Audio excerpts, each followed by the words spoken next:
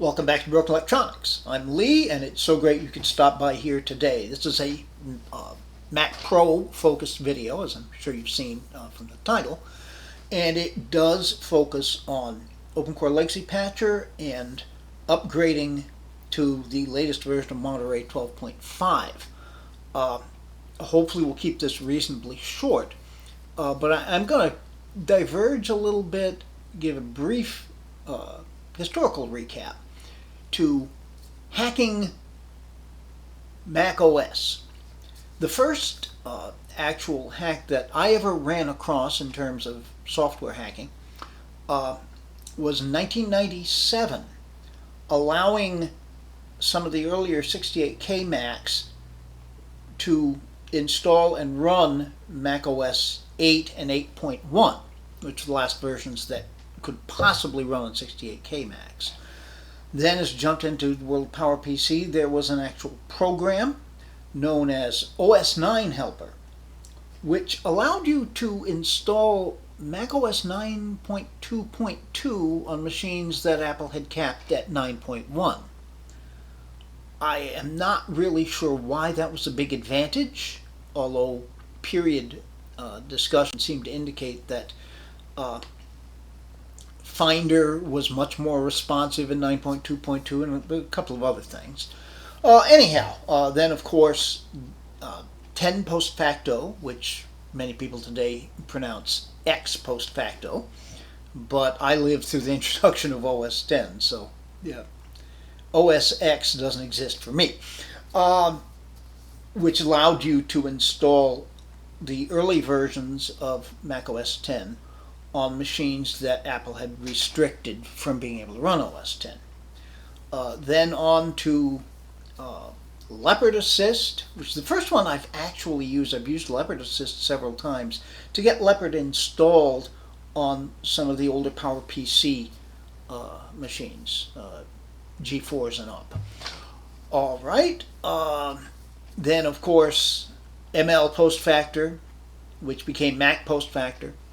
Then the DOS Dude 1 era, and now OpenCore Legacy Patcher. But there are issues, and we're going to cover some issues. So I urge you, if you have a Mac Pro and are considering the upgrade to Monterey 12.5, at least stick through the next clip, because I think it's going to be important. So keeping that in mind, stay tuned. Alright, well, here we are. We can open up System Preferences and click Software Update. We see the update is available for your Mac, Mac OS Monterey 12.5. Before we start downloading that, though, since this is, of course, an unsupported Mac, it's always a good idea to check on OpenCore Legacy Patcher, because often there will be a new version. And sure enough, there is here, 0.4.9, and this is what I was getting at. Things that go wrong. Warning for Macs with NVIDIA Kepler, Mac OS 12.5 breaks graphics acceleration with this build. And that's an issue, because without the graphics acceleration, the OS runs very, very, very sluggishly. So, it's probably good. Now, you'll have noticed in the past that when a new version comes in, I tend to jump on it. I've often installed them the day. Remember, I'm doing that on a test machine. That's this machine. So, yeah, I don't want to brick this machine. It's a nice computer. But if I did, I wouldn't be losing amounts of data that really would be harmful. In any event, I can see here a Kepler GPU, which number of NVIDIA cards. I, of course, don't have an NVIDIA card in here. I've got AMD Radeon RX 580s in all my Mac Pros, actually. All my 4,1 through 5,1 Mac Pros in any event. So this is not going to affect me. If it affects you, there are two things you can do. One, get another graphics card. That's a pricey option, of course, but it's only these specific NVIDIA Keplers that have the problem. Of course, there's a lot of those out there. The other would be stick with Big Sur. The corollary Big Sur, and I might as well start the download. Oh, wait a minute here. All right. Here we go. And we'll get the GUI patcher. And while that's downloading, yes, the corollary security update for Big Sur does not have this problem. You can keep running Big Sur. So if you're on Big Sur, just stay with that. If you're already on Monterey, you've got a bit of a problem. There are a lot of security related. Did that start downloading?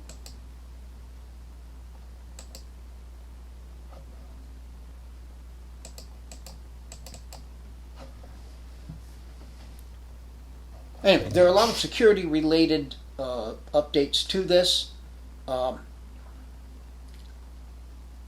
I would be uncomfortable staying long term on 12.4. I believe the developer team at OCLP will fix this. It may take a while. There would be the option, of course, of downgrading to Big Sur, but only if you have that NVIDIA Kepler card. Okay, yeah, the download doesn't appear to have... Oh, wait a minute.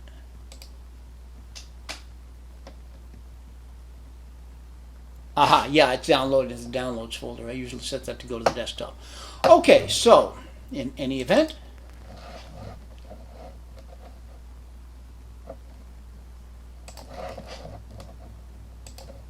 let's just open this in Finder.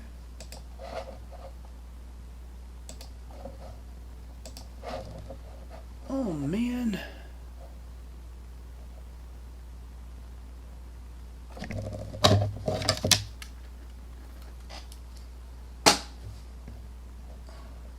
Today at 5:02. Okay. So we'll open that up. Build and install OpenCore. Select drive. Now this has changed. Okay, so we want to install it to this.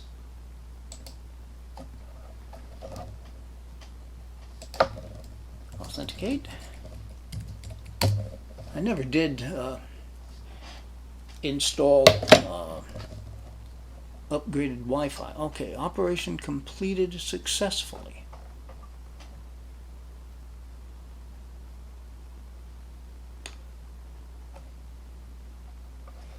Yeah, so they've combined that operation now. It used to be you would build OpenCore, you'd then have to select your drive. All right, so much for that. Okay, and now let's get the update. Now, this is going to take a while. It has to download and prepare, so I will spare you that. Hopefully we're going to go through the rest of this pretty quickly, so please stay tuned. Okay, so we're prepared. Restart now.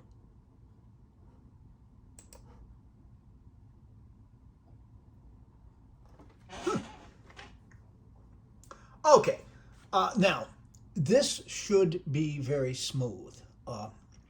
I am not expecting to have a whole lot of, intermediate clips showing the progress of this. If you want to see the progress of installing these things, check out the macOS installation playlist.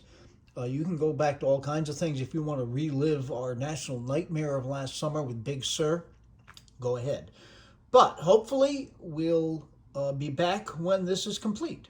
Stay tuned.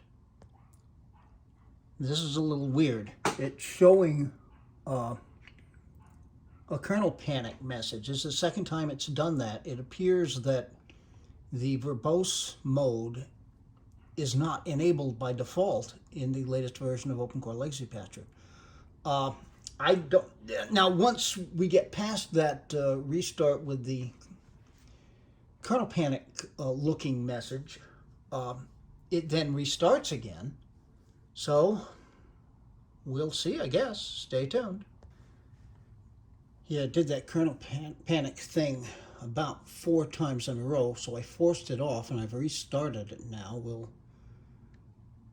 see what happens. It's going right back into it. Stay tuned.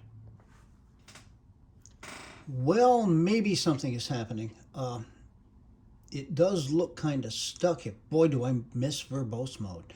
But it hasn't shut itself down, restarted itself, and showed that kernel panic thing in a while. So we'll give it a while and see what it does. I love this iPhone. It's great. I wish to heck the darn thing would focus. Oh well, stay tuned. All right, well, it hasn't shut itself off, but it also has hardly moved from this point, but I don't know. I'm going to let it sit for like an hour, and then we'll see what happens. Stay tuned. Okay, it hasn't moved. I was pretty sure it hadn't, but it was time to start dinner anyway, so what the heck. So we will force it off.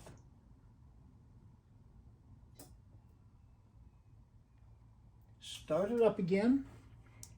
Hold down Command V.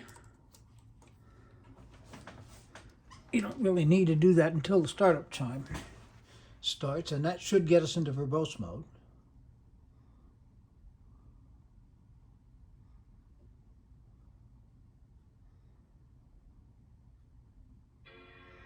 Okay, there's our chime.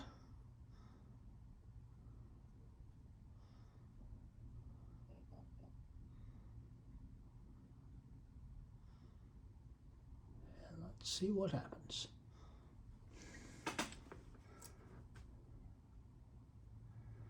Okay.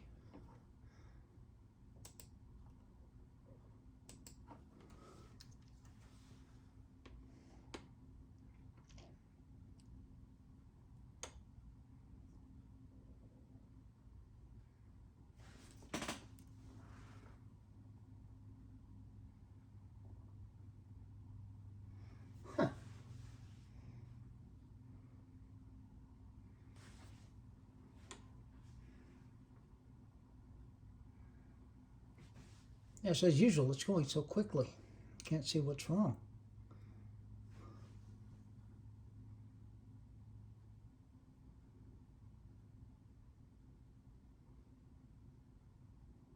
Never seen it stall here.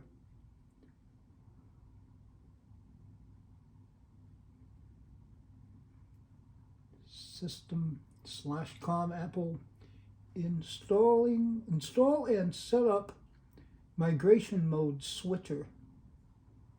Notice service state spawning. And I wonder if this is where it was sticking. This is probably where it was sticking. Okay. By the way, I've done some Google searching in addition. The only things I am finding are a lot of chatter about the NVIDIA graphics cards. But yeah, this has got to be where the stall is happening. Okay, stay tuned. It's kind of interesting. If I don't enforce verbose mode, I get that attempt to boot and then the kernel panic. I'm almost wondering if it's trying to boot into Mojave. But with verbose mode on, I get the OpenCore bootloader. And this is going to install the same place. I've done it a couple times now.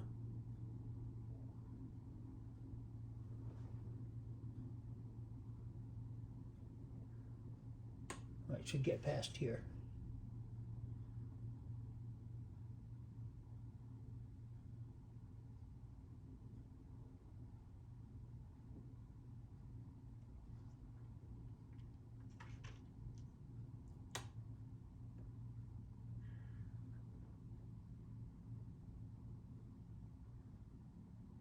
Well, this is different.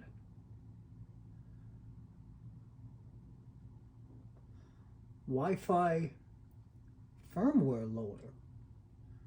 Notice launching speculative. Of course, this does not have upgraded Wi-Fi.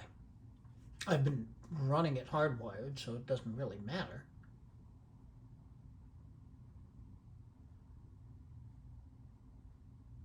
But it's a different stall point anyway.